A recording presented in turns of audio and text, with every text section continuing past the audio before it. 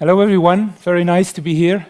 We heard a lot about Europe and the impacts of Europeans in all these continents that we work and where we travel.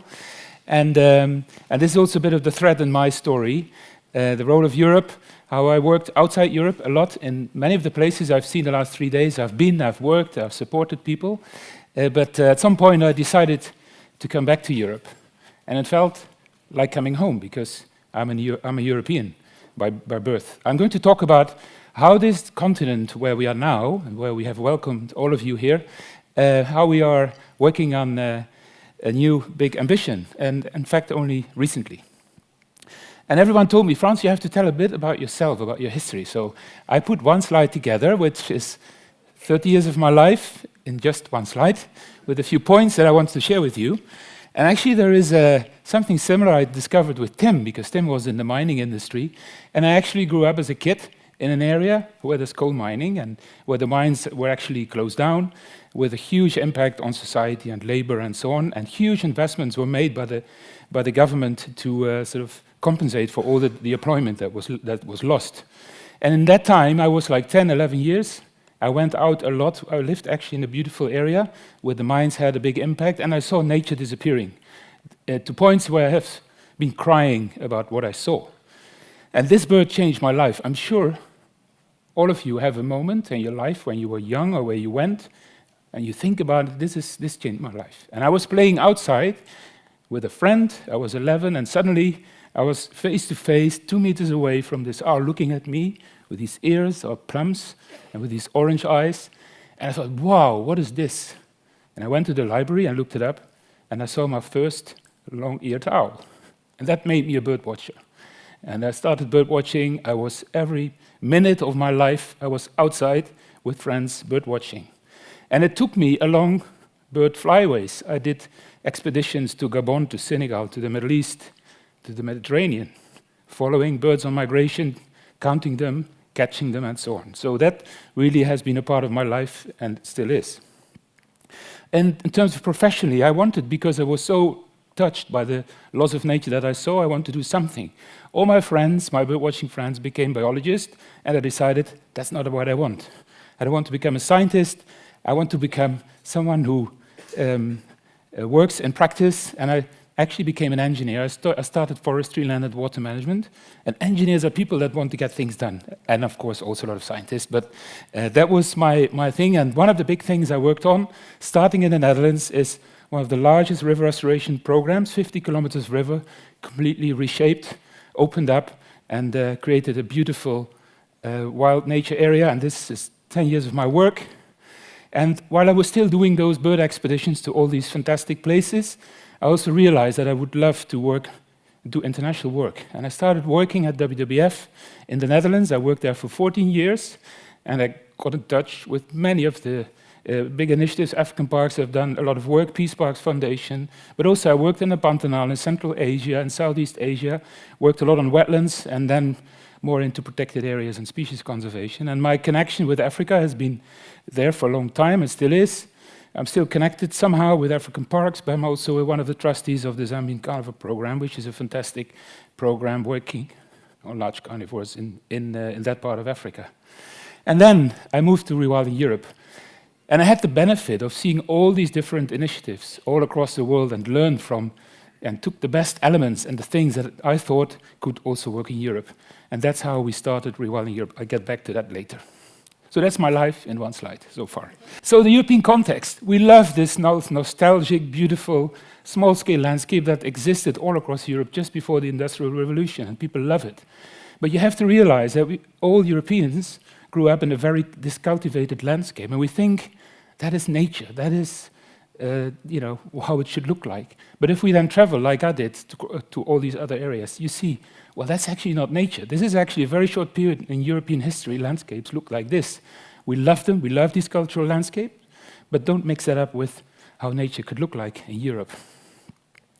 And if you look at the European context, and I give you now a little bit of background of where we are with Europe. So this is a map that we did a few years ago that shows you the ecological integrity and actually degradation of landscapes across Europe. And the more yellow, the more orange, the more degraded. And bending that curve of degradation into, degrading into upgrading, of course, that's a huge task. And even the protected areas. So there is this is a map of the same map, but then just focusing on protected areas. Look at the status of all of our protected areas. And actually, Europe has the largest network of protected areas in the world. 29,000 sites in the EU only. That's 62 million hectares of protected areas of all kinds. And they're not doing well. There's exceptions, but a lot of them are not doing well. There's another element, and this is so different from what we hear from other places. We have declining populations in Europe. We have rural depopulation, people moving to city, combined with an older population that gets older, and the result of that is a lot of land is abandoned in Europe. Already 4 or 5 Europeans live in urban areas. 18 to 25 million hectares of farmland will be abandoned in 2035 in the EU only, and if you look at Europe as a whole, it's 46 million hectares permanently abandoned. And the reason young people move to cities, don't want to become a farmer anymore and graze sheep. Older populations, or the people that stay behind get older and sort of fades out.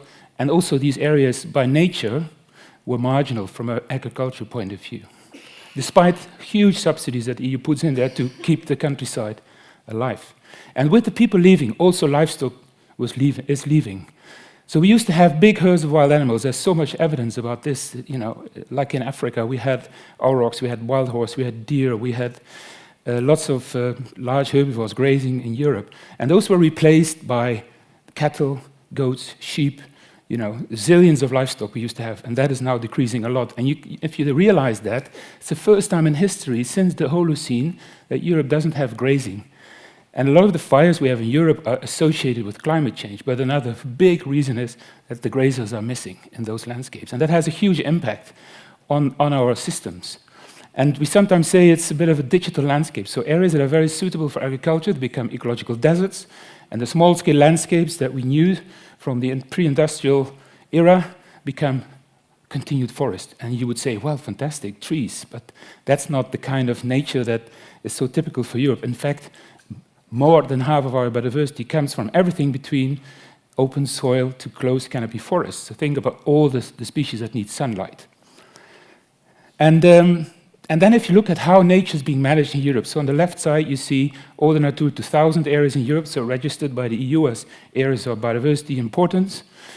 And that's the way we manage nature in Europe. We cut, we mow, we prune, we plant trees, we take away soil, we manage the water, and this is a very costly way of managing nature, of course.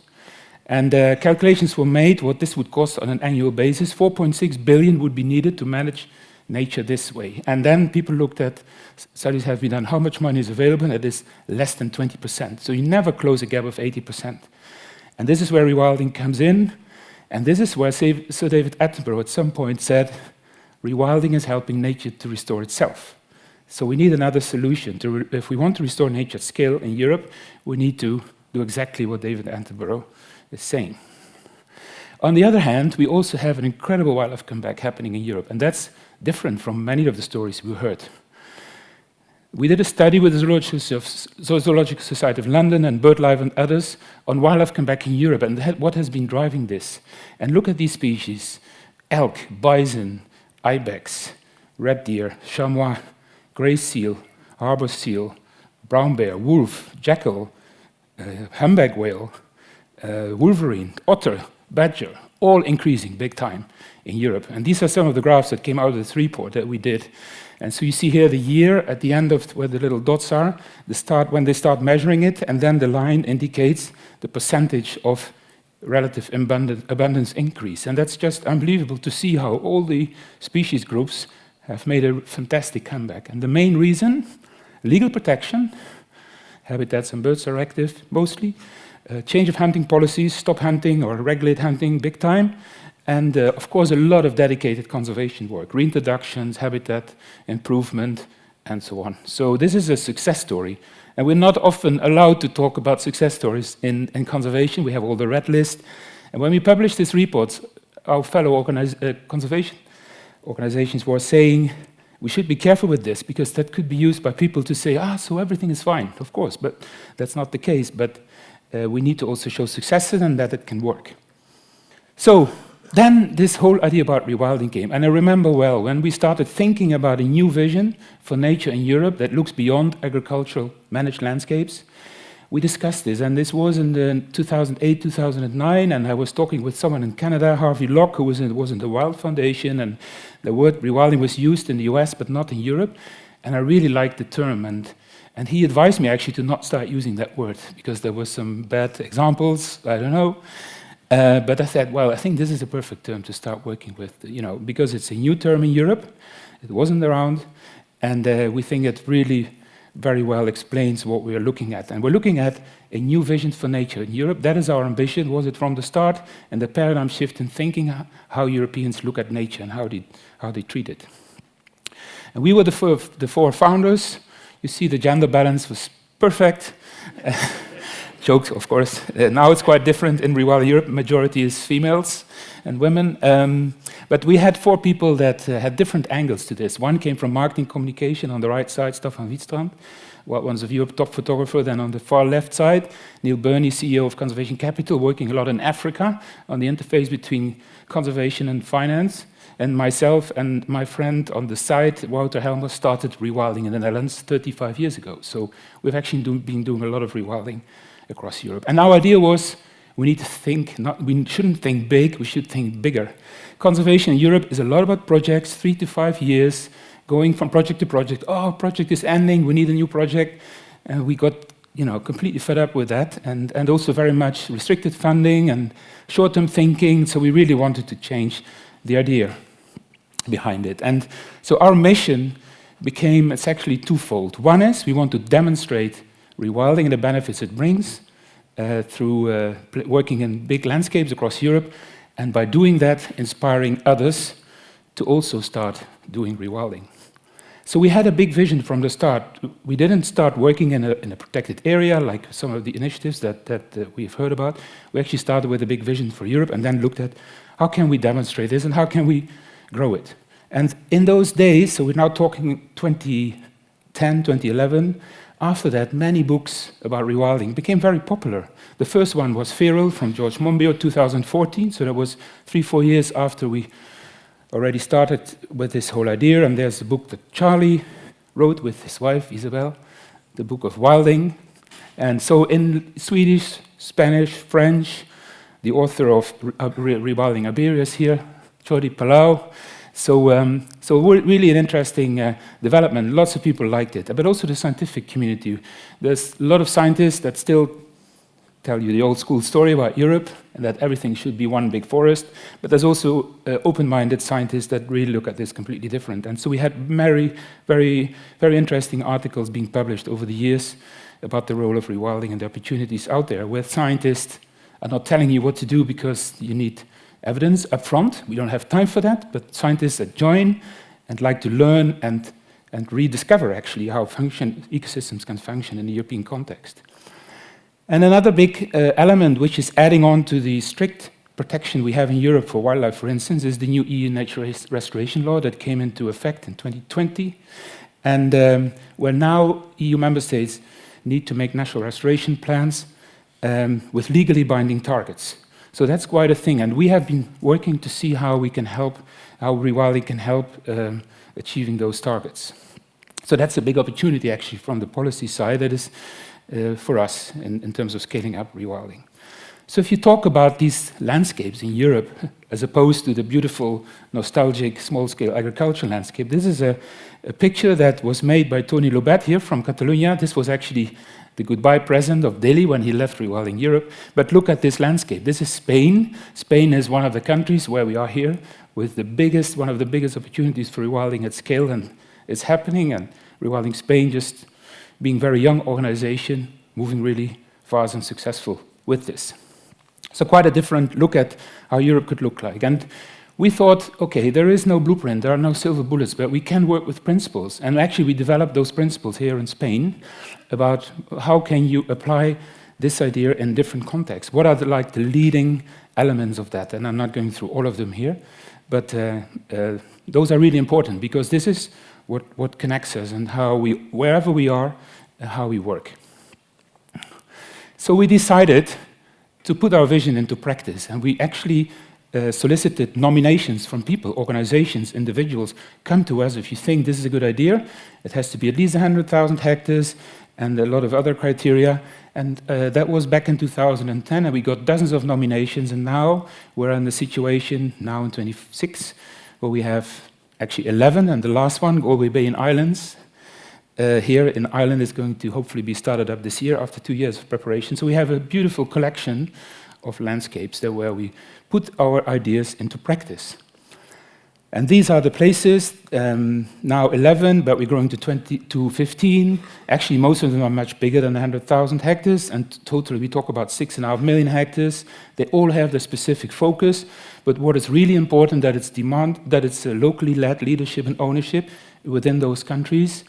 In this case, for instance, in Spain, it's Rewilding Spain, but we have entities in all these areas that are bound together by the same vision, mission, and strategy, and working as a collective to move the rewilding agenda further. And it actually includes many protected areas. We don't work in parks as a boundary, but our landscapes are often much bigger. Parks are small, and most of our landscapes actually have many protected areas included of all sorts. Just to give you an example, we go from the high north, Nordic taiga, Europe's Alaska, some people call it, where we work on big river corridors, long rivers, restoring what we call waterscapes and riverine forest, alongside reindeer migration of the Sami people, so working on these corridors between the high mountains, between Norway and Sweden, to the Baltic, and working on restoring those rivers mostly. So this is a beautiful example of our work, and then we go south into Romania, where we have the Carpathians, the southern Carpathians, more than 1.5 million hectares of landscape, where we started to reintroduce European bison in 2014. Now we have 250 animals free roaming, which is very unique for Europe, which are helping to restore the forest landscape, and we're also planning this year to release the first griffon vultures in that area. So just to give you a flavor, and we have, of course, each of the landscapes, we can summarize that like this, but I now want to go a little bit deeper in what are we actually doing in those landscapes. So rewilding really is a practical approach. We are practitioners. We're not policy influencers or advocacy people. We really want to make things happen on the ground. So there's 4 components in our strategy. One is about wilder nature. So how do we restore nature? How do we bring back natural processes? And that can be done in many different ways. Think about natural forest regeneration and leaving much more deadwood and forest, restoring rivers, removing fences, removing dikes and dams, and restore floodplains. Bring in natural grazing, the big herbivores that do all this incredible work and create this diversity, but also take very, very sort of technical actions in those places. So there's a myriad of actions, and natural grazing, as I mentioned, is very important. We released so far all sorts of herbivores, over 2,000 now in our landscapes, and altogether this covers an area of 350,000 hectares of land that we're now grazing in this way, with free roaming herds in most cases, with predators around, and also including some of the proxies of, let's say, the original European aurochs, like the tauros, as we see here. This is in Croatia, and to make sure that these ecological processes do their work. A lot of wetland restoration, particularly in the Danube Delta, even in Ukraine during wartime. We're continuing work there, and so far restored over 37,000 hectares by reconnecting those former lakes with the Danube River again, so that the hydrodynamics turn back in those systems and sort of revitalize those lakes once again. There's a lot of work on wildlife comeback, as you can imagine. This is Kulan. It's the European wild donkey, or ass, but I don't like to say that word all the time, the European wild ass, but the Kulan, and we brought it back to the steppe in Ukraine. Fantastic animal. A lot of people associate it with Central Asia and Mongolia, but it actually was also in these parts of Europe. And lots of other reintroductions, releases, from vultures to the first sturgeon, as you can see here in Sweden, since 200 years. We released 2 years ago, Eurasian lynx, bison, and this one got the headlines in The Guardian. We put this very nice box for the dung beetles that we introduced in an area in France as the decomposer, which was an ecological functioning that was missing in that grazed landscape. So And then we set up a European Wildlife Comeback Fund, which is actually supporting reintroductions and population enforcements in many places, and that has been growing a lot over the last few years with many species that have been released in a growing number of countries, as you can see here. And we are mostly proud about this fantastic herd of bison that we have in the Romanian Carpathians, 250 now roaming free and growing, and we'll continue to bring animals up to 500, and then we leave it, and it will go. Another key element is restoring the circle of life. All these interactions between carnivores, herbivores, and scavengers is missing in many places across Europe because of all sorts of legislation, and so we're working in a lot of places to bring this whole carrion ecology back into the landscapes. And vouchers play a key role here.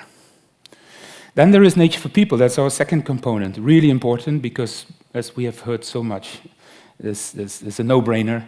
It all has to come from sort of the grassroots and working together with local communities. And that's what we do in all of our landscapes. All our team live in those landscapes.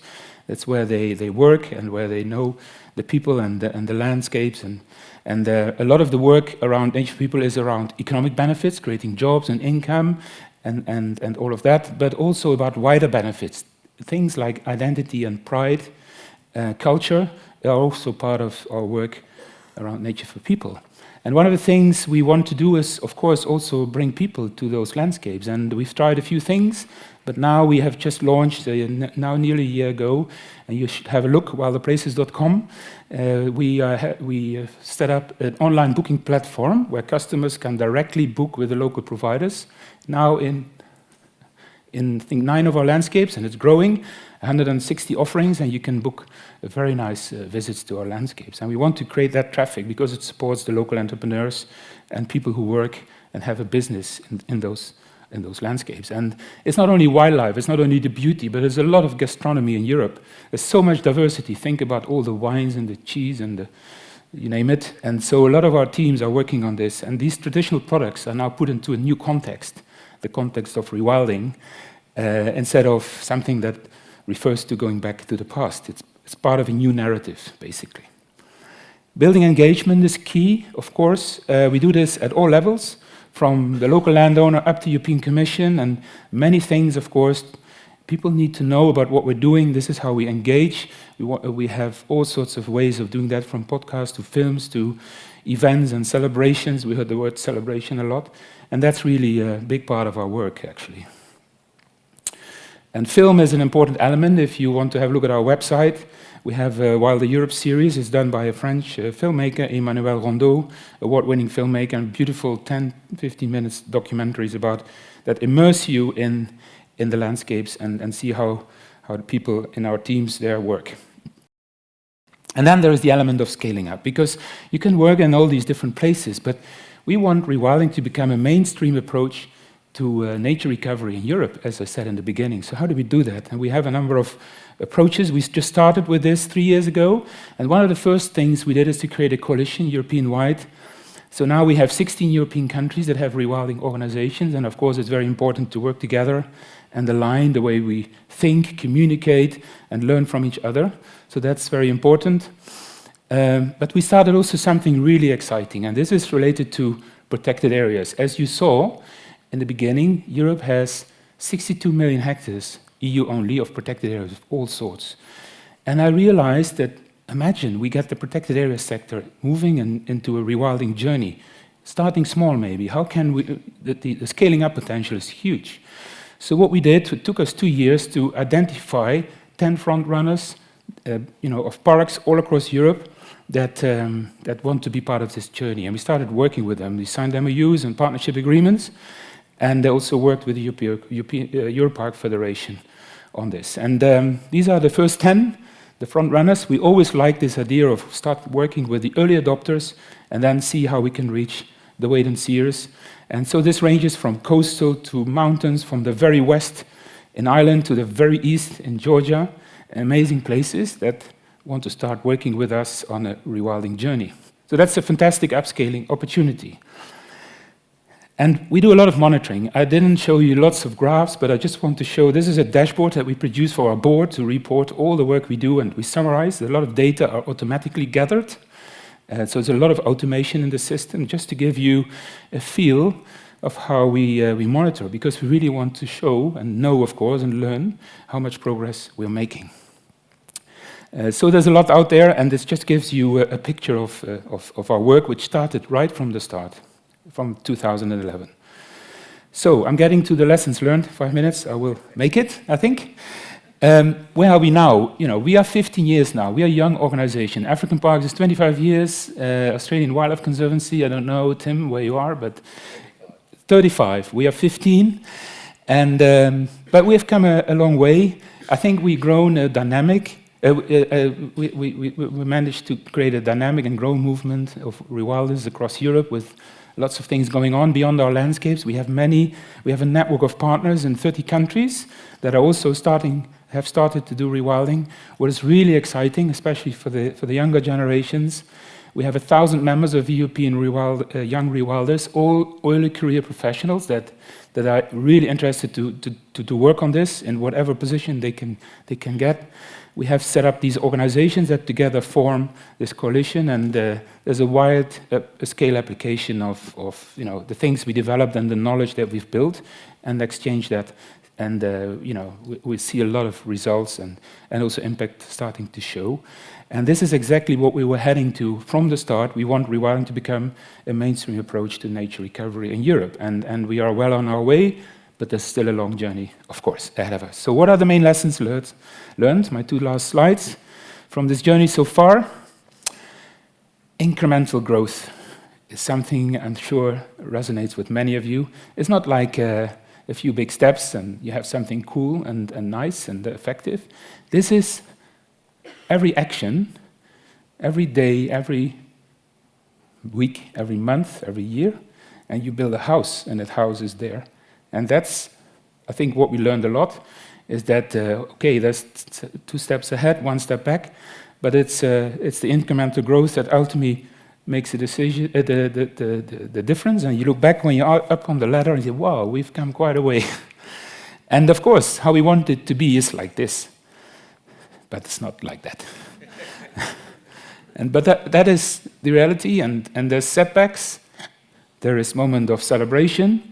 But ultimately, of course, you want to see a positive trend, and that's what we ultimately want to see is lasting impact. So what are our main lessons learned? The importance of a strong vision, think big, long-term, aiming at systems change, a new narrative that really inspire people. That's the starting point, I believe, and touching the hearts, as Tim explained so well. Use principles. There are no blueprints. I don't believe in blueprints. Every situation is different. Look at rewilding in Australia, in South America, in Europe, Africa.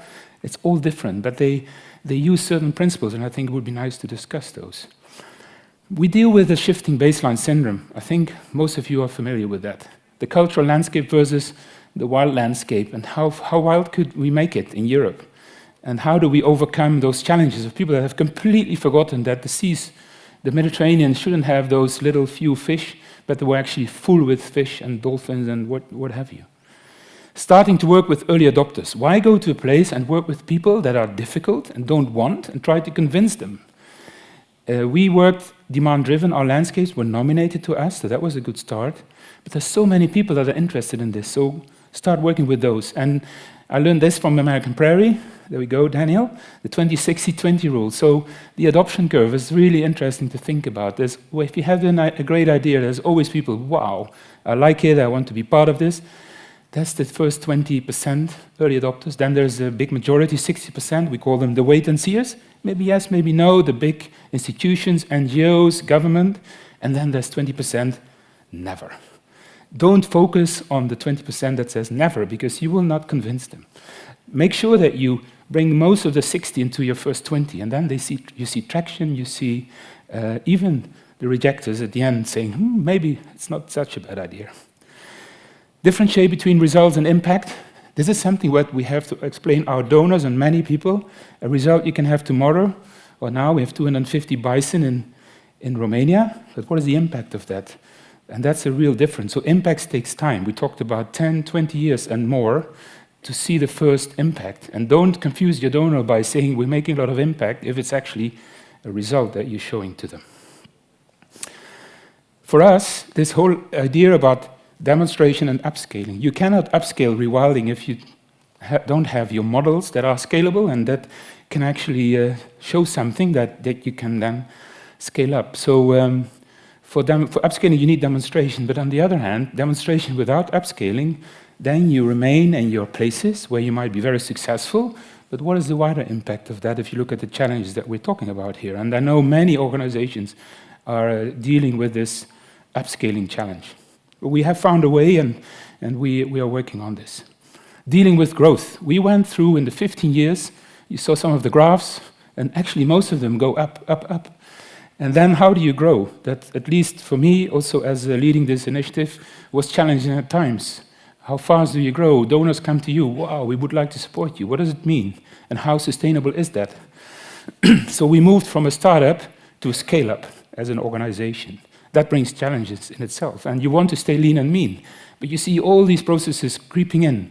You know, when more people work together, there's all these new challenges that you were not expecting, or you suddenly see like, oh, we need to keep this simple.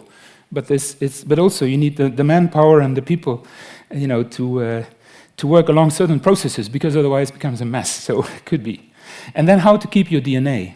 If you grow, the original idea about Rewilding Europe has to be in everyone's DNA, right? Because then we could become another, what I sometimes call, conservation multinational. You do everything. No, we had a very clear focus and make sure we follow that and we keep using the principles and everything we learned. I think that was a good point that was made, you know, built on by Tim also, build on what you've achieved and go from there, secure that, consolidate that. Governance and management are becoming more demanding. We also see donors very much looking at governance elements, not only in Rewilding Europe as a central team, but also in the landscape. So that is really something that we need to have in order. And of course, learning. We have a fantastic group of people, so many different countries, so much diversity, and that is so inspiring, like here, and learning from each other. I don't need to convince anyone here, right? So we would actually love to be part of your initiative, Ignacio. At some point, we have lots of people that would love to be part of this learning experience. And then, of course, building financial sustainability. That is something that came up all the time, also for us. Donors come and go. You will be surprised at some point by people that suddenly say, well, we changed our strategy, and now we want to do more of this or that, or new ones that come in.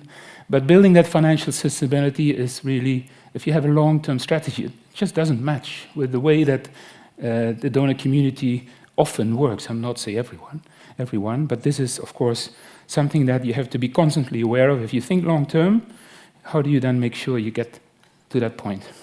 And ultimately, it's all about people. You can have beautiful ideas, lots of money, beautiful processes, whatever, nice places, but without people, the leadership, and the passion and everything that is needed to pursue and your dream, because that's what we're all doing, it will not work. Thank you very much.